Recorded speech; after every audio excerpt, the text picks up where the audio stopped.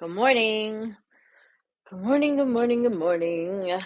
It is -9 degrees here in northern Vermont on what's today, January 24th. We're almost at the end. You guys, we're almost at the end of January. Thank God. My husband just told me that spring is 55 days away and a number of hours and minutes and whatever, but I don't know where you folks are individually. There's lots of snow predicted for the New England area over the next 48 hours. So we are just buckling in up here. Okay, so this morning I wanted to talk about a couple of things. I wanted to talk about when to walk away, how walking away actually is a strength, the power of the pivot, and how this translates into your life and into business as well, or into your professional career, whatever. So first I want to remind you guys to visit the link in the right here. Visit the Linktree link, sign up for the free masterclass that I'm doing this Thursday if you haven't already, and jump into the free community on School if you haven't already. And we will be launching a second level of that community next week, actually. So I'll tell you about that soon. Okay. So sometimes you have to go down a road only to discover that it isn't the right road, right? Sometimes you actually have to start down that road and do some of the things on that road only to discover when you get maybe halfway or a quarter of a way down that it really isn't the road for you. It's not what you thought. It's not what you want. It isn't working. It's not fitting. It doesn't feel good, whatever. Now, here's what happens. Lots of times people make decisions in business and in life. Good morning, Janet. You make a decision. You, I don't know, sign up for a thing. You decide to enter a relationship. You, join a club. You make a decision. You make this decision and you start down the road of that decision only to discover, good morning, Melissa, only to discover that it's not what you thought. And then it starts to get ugly, right? Because it isn't what you thought. However, you spent money, or you promised yourself, or you promised other people, et cetera, et cetera. So you egoically dig in and you say, I'm going to do this because I started down this road and I paid a lot of money for this road and I'm going to walk it. Or, I've made a promise and I said I would hang out with these people, or I said I would join this club, or whatever it is.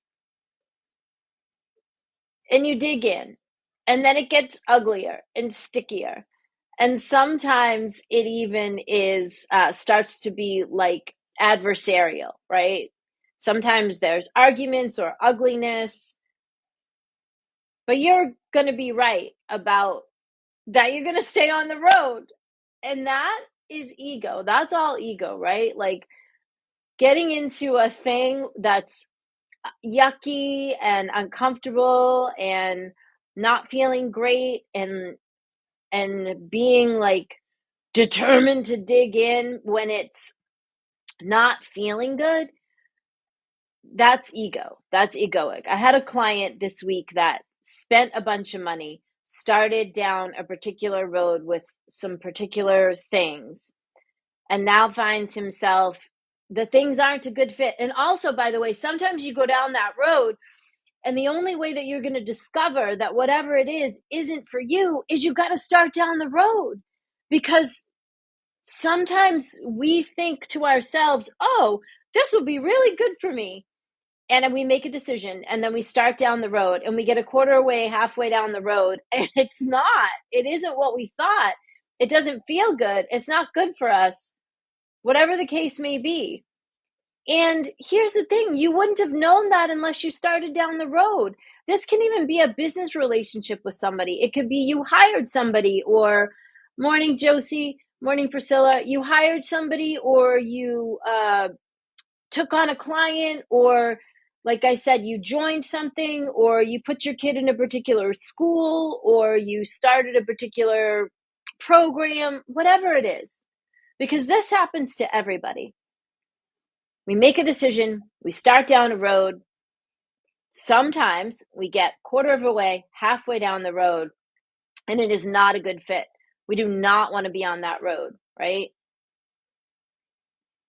And then we force ourselves to continue on the road. So there's two things here that I want you to be aware of.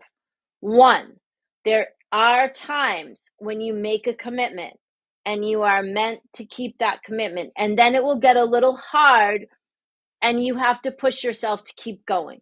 So we'll call these silos. So that's one silo, right? That's like, I'm going to keep my word. I'm going to show up when I said I'm going to show up.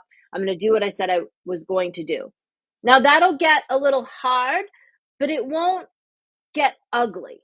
It'll just be hard. Over here, we start down a road and we get part of the way, halfway, and it doesn't feel good. We have a pit in our stomach.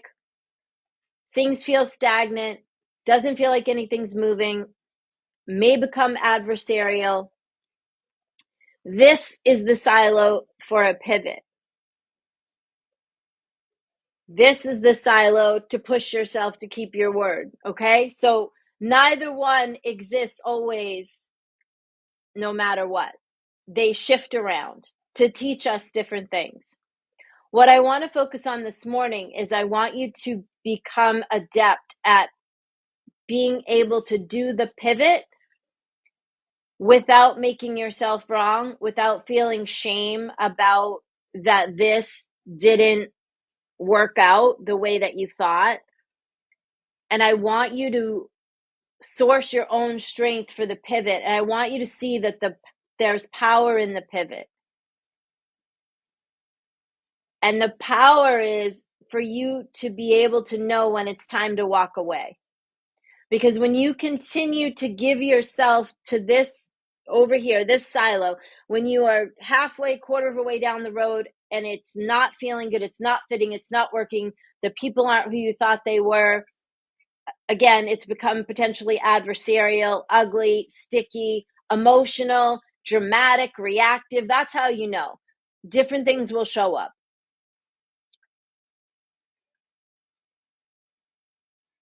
Understand that you walking away from something like this and pivoting from something like this is a strength. It is not a weakness. The weakness is in forcing yourself into a square hole when you're a round peg and taxing your mental health and your physical health and your energy, potentially your bank account, just to prove a point. I'm gonna show them is how you know your ego is showing up, right? I'm gonna force it through. Ego. I'm gonna be right about that I can do this. Ego.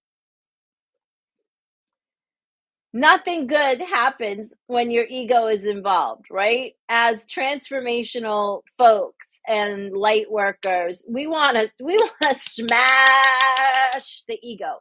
We want to kill that sucker because nothing good comes from that. That's where all the like posturing and I'm going to show you and all the reactive shit comes from your ego. So we don't want any of that in our transformational conversations because nothing good happens there. Okay. So you don't know until you know. And once you know, you can't unknow, right? It's like when they say in the movies, I can't unsee that. My Big Fat Greek Wedding, when they see Gus like naked in the bathtub, they go, we can't unsee that. It's like that. We can't unsee that. So once you know, you know. And then if you continue to force yourself down there, it just gets worse, right? It gets emotional, it gets reactive, it gets ugly. It just feels awful. And sort of like looping around here, given that how we feel is our attraction point, when we're on a particular road and it starts to feel really awful, this is a problem, because how you feel and your emotional set point is very much your attraction point, okay? So when you continue to try to stuff yourself into that hole that doesn't fit, it doesn't feel good. And then things, start to fall apart, right? You get anxious, you get upset, you're angry or sad or what. It just feels awful. I know you guys know what I'm talking about, okay? There's no shame in getting down a road part way and recognizing that it's not the road for you. There's no reason for you to do a number on yourself because of that. Wisdom comes from your lived experience. And if you didn't start down the road and live that experience of going down this road, you wouldn't know that that road isn't for you. Now, if you can't go down any road to completion, that's a problem, okay? So like I said, there's two things existing here. There's one, when we said we were going to do something and we give ourselves a little kick in the ass to get it done and make it happen. That's us keeping our word. Our strength comes from our keeping our word in this silo. In this silo, our strength comes from walking away and knowing when something no longer suits us and is no longer good for us. Also, over here, you can get into like arguments with people and reactive behavior. So this over here could be like a relationship or a situation or something that you're doing where you keep saying something, people keep saying something, then you say something, then they say something, then you're going to say something else because I'm going to have the last word. That's all ego. That's all yucky. Okay? So that's when you ask yourself, do I really want to keep playing in this arena? Do I really want, like, what am I trying to prove? And to who? And what's the lesson? Because many times the power comes from zipping it. Shh, silence, walk away, let it go. That urge of wanting to be right or wanting to beat something into submission, that is all ego. That's all ego. The ego always wants the last word, always wants to be right, always wants to get one over on somebody. Women are a little bit better at moving this kind of stuff around. Men have a little bit of a harder time, right? Because guys get, all puffed up and they want to have the last word and they want to prove that they can do it. And this is what I ran into with my client this week, right? Because he was like, and I said, okay, let's just look at the evidence. The evidence shows that what you're trying to do here with this, and this, it isn't working. It's not working, right? So when something is meant for you, it will work. I think I talked about this. I feel like I talked about this in a show, or I guess maybe I talked about this on the prosperity class that I taught on Wednesday inside the community. When it's meant for you, like, how a Tempur-Pedic mattress, like, you push in and, gives you a little bit of resistance, but it goes, it lets you push. And when you push into a concrete wall, forget it. It's not giving. Okay. So when something's right for you, it's like a Tempur-Pedic mattress. It might be a little bit difficult because maybe, you're getting tested to see if you really want it or if you can hold it or if you can do it. So you'll push on it and it'll give way. If it isn't meant for you, you'll push on it. It won't give way. Then you get out your sledgehammer and you start beating on it and it still doesn't give way. And then you're going to go get one of those machines and you're going to drive into, I mean, at what point do you decide, okay, I have to pivot? It's time for me to walk away. Angie says, I think that's a lot to do with the older generation. We were taught that you just got a job and you stayed in that job because it provided income. But nowadays, people don't say it, stay at the same job or stay in the same situation if they don't feel right. Yes, true. In the generations that were like my grandparents, you did a thing and you kept doing that thing until you died, whether you liked it or not. You just did the thing. And that is valuable in silo number one, right? I saw Melissa Gilbo on here earlier, and we talk a lot about people that give their word in business.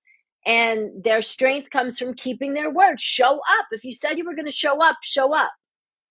That has its place here in silo number one. Over here in silo number two, when things are messy and you're arguing with people or you're stressing yourself out or you're fighting or you're locking heads or it's just like it's reactive, right? And it feels, that's that pit in your stomach. It doesn't feel good. It doesn't feel right. That is when you know that your power is in the pivot. Your power there, the leadership move there is zip it and walk away. And sometimes that means walking away without the last word. You are not a superhero if you have the last word. Oftentimes, silence and walking away is the powerful move. That is the powerful move. And then here's what happens. We go down a road, it's not for us. We do have the strength to walk away. And then we make ourselves wrong. We shame ourselves. We don't have any grace for ourselves. We say, you stupid SOB, you should have been able to do it. You should have been able to make it work. What? Okay? Don't do that. Don't do that. Take a breath. Take a pause. Give yourself some grace. Trust your wisdom in your life. That is the biggest thing that I connect all clients to, no matter if they're coming to me for strategy or coming to me for business consulting or coming to me for executive coaching. I am not the guru of the answers. I am the guru of the tools and the sight into your life. I can peg a pattern really fast. And you know why? Because I've been at this for 38 years. I have been talking to people about what stops them in their businesses and in their lives, and I'm really effing good at it. However, I cannot force you to do anything different. You can lead a horse to water. You cannot make him drink, right? I can give you the tools. I can give you the insight. I can give you a window into some clarity. At the end of the day, you are the solution. There's no magic bean that's going to get you to a 7-figure income, an 8-figure income, a 9-figure income. Okay? You're going to do that. You require the right tools and the right attitudes and the right connections and friends, which again, Melissa and I talked about that. Melissa, by the way, is going to join us on February 7th again. And we're going to continue our conversation about making good connection and cultivating a relationship. And we're going to talk a lot that day about communication and what it means to really listen to people and really communicate with people. Okay? So Beth says, you made your bed, now you have to lie in it. Was my parents, she said they gave her that mindset. And again, that is a good piece of wisdom for silo number one. If you are making appointments and promises to people in your life to show up for PTA meetings or business meetings or coffee connections or to help somebody move or whatever, right? And you blow them off every time and you don't keep your word, guess what you're making? You're making yourself a legacy of an untrustworthy person. Okay? That is not the way to build a relationship. So in this case, in silo number one, Beth, your parents were right. You made your bed, you have to lie in it, meaning you gave your word, now show up.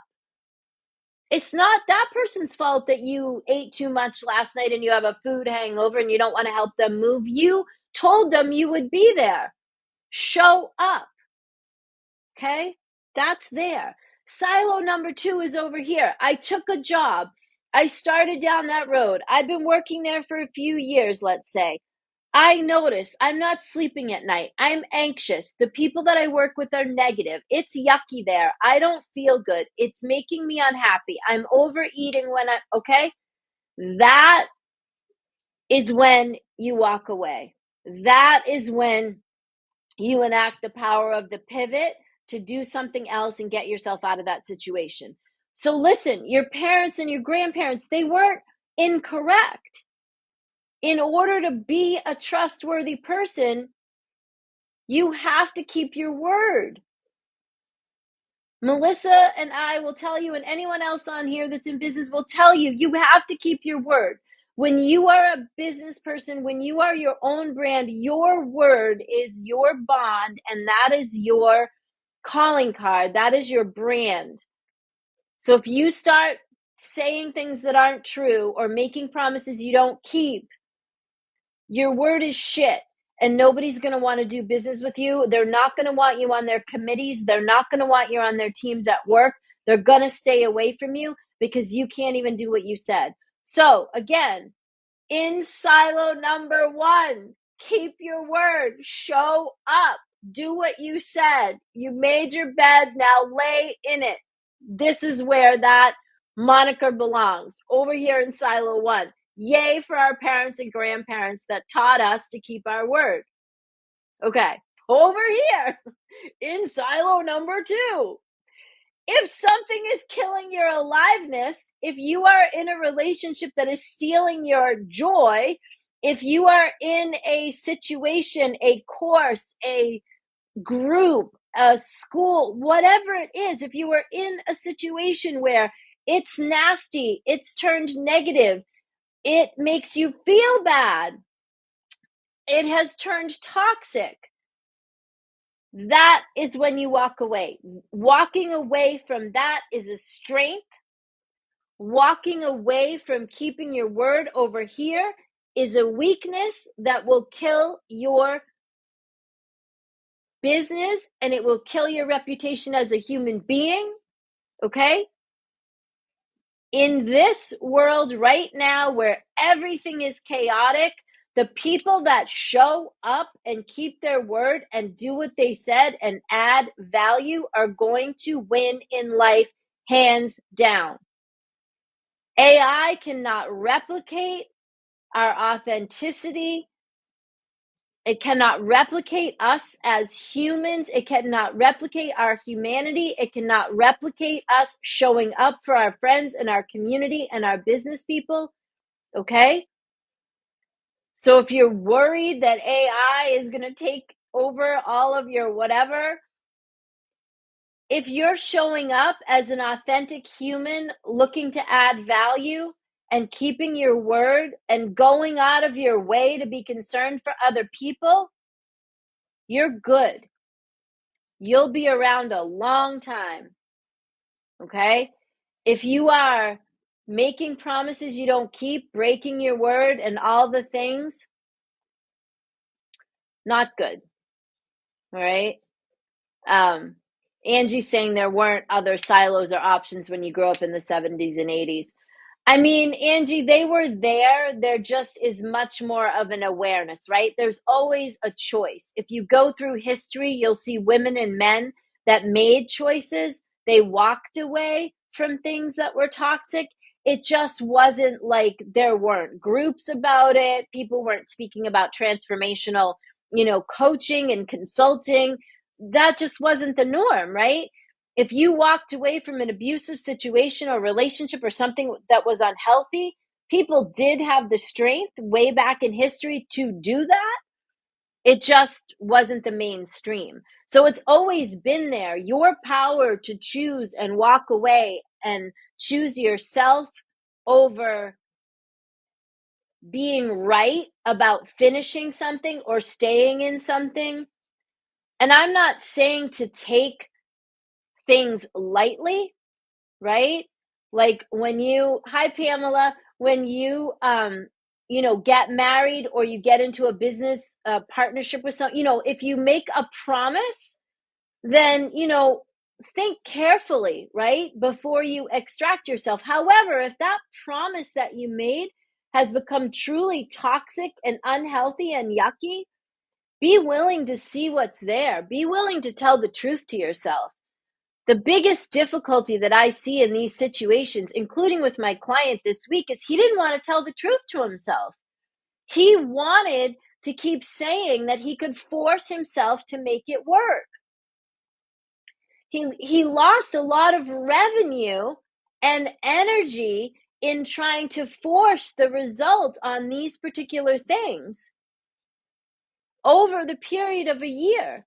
So when I had him look at the facts called, okay, how much time was lost? What is your time worth? Put a number on that. How much actual revenue was lost on money that you spent on these things and it didn't click? Like, look at the numbers don't lie, by the way. Numbers don't lie. Numbers don't lie. Beth will tell you that. Beth is a bookkeeper. She has her own bookkeeping business. Melissa will tell you that because she, has her own business and they have a membership. Numbers don't lie. Either the numbers are where they need to be or they're not. And that tells you something. When you look at data, when you look at numbers, it shows you trends, and trends have behaviors are behind the trends, right? So this is part of what I do with people. I dig into the facts. Josie's here too. Jocelyn has a bookkeeping business as well and a financial CFO, fractional CFO business. She'll tell you numbers don't lie. I don't know if anybody knows this, but I actually had a bookkeeping business for many years. And that's what got me into, becoming a business manager and then all the different C-suite stuff and all the things that I've done. But when I was 19, I had a bookkeeping business. And construction workers used to come to me with just boxes of trash from their truck and say, here, make sense out of this, do something with it. So it's one of the reasons, it's what led me into my position as a CFO for a global company for 14 years. Bottom line in all of that is numbers don't lie. Numbers tell us something. Numbers indicate to us behaviors that are underlying the numbers, right? This is true in your life as well. How many broken promises do you have? How many friends do you have that you can count on? How many people can count on you? Those are real numbers. How many connections did you make this week? Melissa and I gave you a homework assignment last week. I wonder if any of you have done it. I am doing mine. And actually, Jocelyn and I have become accountability partners. I promised to do a minimum of 10 connections a week. And I think when I counted up last night, I still have 2 days to go because I go all the way through Sunday. I think I had made 25 connections so far. Melissa, not coffee calls. I told Melissa last week I did 5 coffee connection calls in one day, and that was probably not a good plan. However, it looks like my Monday is stacking up to be that. There are like 5 calls on Monday. I just looked at my calendar. So anyway, live and learn. It's a process, right? Okay. So listen, numbers don't lie, and data doesn't lie, and facts don't lie. Like hard data facts, right? Beth made 3 new connections this week. Yay, Beth. Melissa and I will be checking up on you guys on the 7th when she comes back to join me. We'll be asking you how you did with making connections. If you missed last week's show, by the way, go back and listen to it again. My husband says there's 3 red cardinals outside in the front yard in the tree. That's my good luck sign. Okay, so let's just recap on this whole thing. So this morning we were talking about how to determine when walking away is a strength, right? The power of the pivot. So what I'm saying to you is walking away is a leadership move and it is a strength move in the right silo. Okay, so I covered two different silos in the show this morning. I said over here, when you give your word to somebody in relationship or in your life, in business, and you tell somebody that you're going to show up, you tell somebody that you're going to do something and they're counting on you, push yourself to keep your word. Do what you said. 1,000%. That is the time to dig in and make yourself do what you said. Okay. Over here in silo 2, is when we start down a road a quarter of a way, halfway down the road. Whatever we're doing isn't working. It doesn't feel good. It's not happening the way we thought. It has become toxic. It has become ugly. It has become adversarial. It is not contributing to us. It is stealing our energy. It is giving us a pit in our stomach. This is when the strength is in walking away. Often without having to make a big to-do about it, right? Don't be dramatic. Just walk away. You don't have to make a big speech about how it didn't work and now I'm walking away and blah, blah, blah, blah, blah. That's just your ego wanting to have the last word. Nobody cares. Let it go. Walk away. Your power is in disconnecting. Okay? There's no make wrong needed there. There's no shame needed there. There's nothing required there except grace for yourself to learn whatever lesson was involved in going partway down that road. And there's always a lesson. So just ask yourself, what have I learned? What did I learn? Okay? What did I learn? There's where your power is, in the walk away, to figure out what you learned. All right. You know, I don't like to run over. I'm now 3 minutes over, so I apologize. I don't hope. I intend that you all have a safe weekend. Those of us that are expecting snow, I pray that it is much less than we imagine. And stay warm. Go listen to last week's show if you missed it. And check out the link here. Sign up for the free masterclass on Thursday. If you're not signed up for that, you can do so from the link there at the bottom. And also, we just redesigned my website. Now it's much more clear what I do. So please visit that link, visit the website, check it out, join the free community. I am introducing a paid level of the community this coming week. So I'll tell you all about that next weekend. All right, you guys, have a great week. Stay warm, stay safe. Lots of love. Bye.